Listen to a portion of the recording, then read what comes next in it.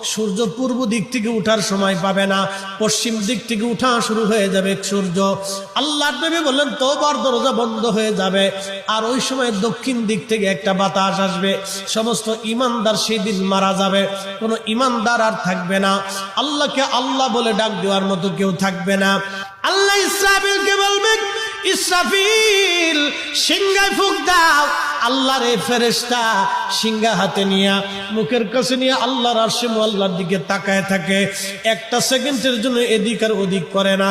কখন রব হুকুম দিবে সিংহায় ফুৎকার দেওয়ার জন্য, যখন সিংহায় ফুৎকার দিবে, কুরআন বলতেছে ইদাস সামাউল ফাতারাত, আকাশ ভেঙ্গে ভেঙ্গে ভেঙ্গে ভেঙ্গে পড়তে থাকবে। ওয়া ইদাল কাওয়াকিবু তাসারাত, সমগ্র নক্ষত্রগুলি ভেঙ্গে ভেঙ্গে ভেঙ্গে ভেঙ্গে পড়তে থাকবে। ওয়া ইদাল